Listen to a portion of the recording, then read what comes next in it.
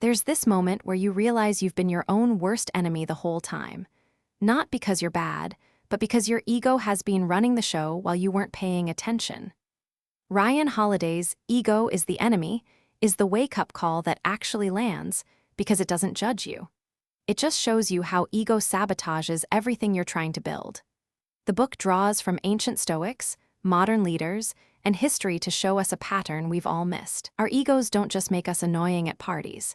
They actively prevent us from becoming who we're capable of being. And here's what's wild. The more ambitious you are, the more dangerous your ego becomes. We're going to unpack 10 core ideas that reshape how you see yourself and your work. Each concept comes with real examples and action steps you can take today. So if you've ever felt stuck or sabotaged by your own blind spots, this is for you. Takeaway 1. The first big lesson is about silence and action. Talk less, do more. Your ego loves to narrate what it's about to accomplish before the work is done. You've probably done this. You meet someone and immediately share all your big plans.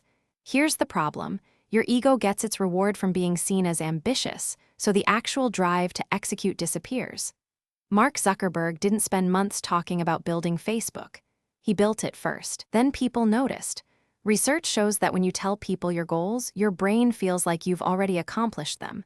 You get the dopamine hit and the motivation vanishes. Your job isn't to be perceived as capable. It's to be actually capable. Action step. Pick one goal you've been talking about and stop mentioning it for 30 days. Work in silence. You'll be shocked at how much faster you move when your ego isn't getting fed by external validation. Takeaway 2. The second principle is simple, but almost nobody does it. Be a student always. The moment you think you've arrived, you've already started declining. Success becomes proof in your mind that you have it all figured out. Ray Dalio, one of history's greatest investors, writes down his mistakes daily to learn from them. Even after running a multi-billion-dollar hedge fund, he stayed curious. Most people in that position would assume expertise gave them permanent answers. The biggest egos belong to people early in their success who haven't experienced real failure yet. Action. Find someone a level or two above you this week and ask them about lessons from their failures. Take notes. Be the person with less experience in the room. Your ego will resist it. That's exactly the point. Takeaway 3. Here's a counterintuitive one most people get backwards. Passion is ego-driven, purpose is the answer. Passion is emotional and fleeting. Purpose is disciplined and grounded in something larger. When you're driven by passion, you're chasing a feeling. When you're driven by purpose, you're chasing something that matters beyond the rush. Passion can turn into stubbornness. You become attached to the emotional high and can't adjust when things change. Purpose is flexible. It survives setbacks because it doesn't depend on how you feel in any moment. Entrepreneurship and leadership demand long-term commitment. Passion fizzles. Purpose sustains. Your move. Ask yourself if a goal is about how it will make you feel or what it accomplishes for others. If it's the first, your ego is running the show. If it's the second, you've found something real. Takeaway 4. The canvas strategy is probably the most practical idea in the book. Make someone else look good to earn your actual place. Instead of self-promotion, amplify the people around you, especially those above you. Your ego hates this. It wants you to stand out. But standing out is the slowest path to real opportunity. Young staffers who succeeded on campaigns weren't the loudest voices. They made their boss look amazing. They did the hard work without needing credit. People notice effort and integrity. When you stop demanding recognition and keep delivering, recognition follows. Action. Identify someone whose success would benefit you if you helped them. Spend 1 week making their job easier. Volunteer for the hard stuff. Your ego will feel unseen. That's the trade-off. But you'll build actual credibility and trust, which is infinitely more valuable. Takeaway 5.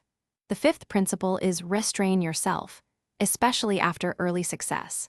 The moment right after you achieve something big is when your ego is most likely to destroy everything. Early success is dangerous because your ego hasn't experienced real failure yet. Athletes who have one incredible season then implode with arrogance, or startups that raise money and their founders give talks about genius before shipping anything. Their egos are unchecked by loss. The people who last pull back and ask, "What did I get lucky on? What could destroy this?" They restrain their celebration and stay paranoid. When you hit a milestone, resist telling everyone. Instead, sit with it privately. Make a list of 10 ways this could fail. Thank the people who helped. Then get back to work quietly.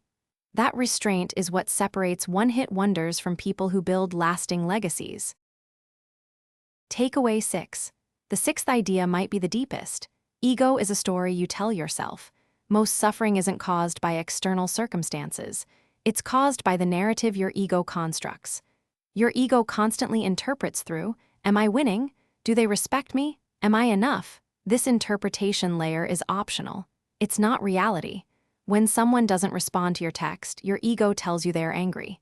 Maybe they just forgot, but your ego has constructed a story that diminishes you. The Stoics understood that we can't control events, but we can control our interpretation of them. The moment you recognize the story as just a story, not truth, you're free.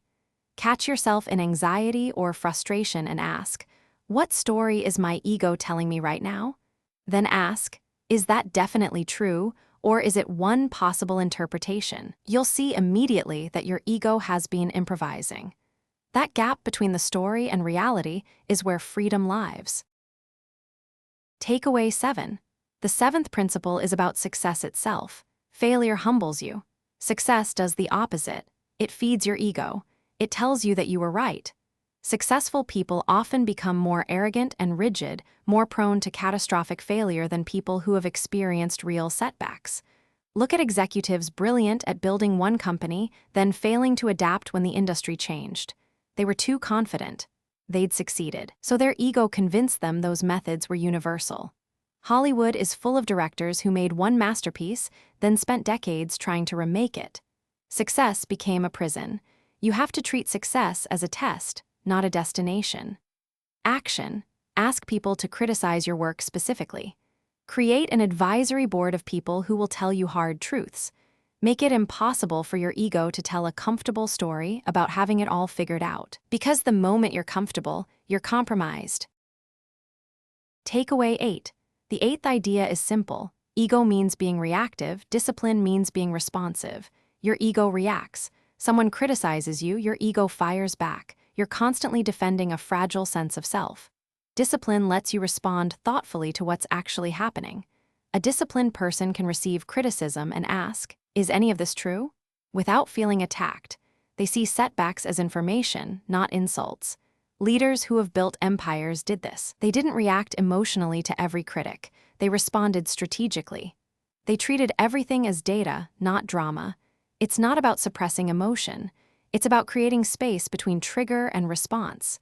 When you feel defensive, count to 10 and ask, "Is this my ego protecting itself or a legitimate problem?" You'll see immediately. The ego stuff feels small. The real problems matter. Takeaway 9. The ninth principle is alive time versus dead time. Alive time is when you're actively building, learning, growing. Dead time is when you're waiting. You're in traffic thinking, "One day I'll have success and life will begin." You're in an entry-level job thinking, "Once I get promoted, I'll start the work I care about." Your whole life becomes hypothetical. This is one of the biggest ego traps because it's socially acceptable. Everyone does it, but the people who win aren't the ones with the best conditions. They're the ones who use the time they have right now, regardless of constraints. A prison inmate wrote a novel that became a major film because he treated his time as a live time. Someone working retail at night while pursuing passion doesn't view it as waiting. They view it as their life happening now. Audit your week. How much time do you spend in dead time, waiting for conditions to be perfect? Redesign one dead time block as a live time. Commute, learn something, lunch break, create. The shift from "I'm waiting" to "I'm building" changes everything. Takeaway 10. The final lesson is the most honest. Ego never fully goes away. You don't defeat it once and declare victory. You manage it every single day. Holiday talks about his own ego challenges constantly. The point isn't becoming ego-less, which is impossible. It's knowing your ego is there, recognizing when it's running the show, and choosing different. This is actually liberating. If you accept that ego will tempt you your whole life, you don't have to feel bad about failing. You just keep practicing. You catch yourself, adjust, come back to purpose instead of pride. It's like brushing your teeth. You do it every day, not once. The real discipline is noticing. When you feel offended, unseen, or desperate to be recognized, that's your alarm bell. That's your ego signaling. In that moment, you can choose differently. You can focus on the work, the purpose, the people around you. You can choose restraint. You can choose to be a student. That choice, made again and again, separates people who do remarkable things from people trapped by their own potential. Here's what matters most. This book doesn't exist to make you feel bad about having an ego. It exists because ego is universal and manageable. The people who have shaped history, who have built things that last, who have become irreplaceable in their fields, they've done one thing better than most. They've gotten out of their own way. They've recognized that their job isn't to be impressive, it's to be effective. And when you flip that switch in your mind, everything changes. If you want to go deeper into Holiday's philosophy, Audiobook Bay has the full narration waiting for you. Your future self will thank you for the investment.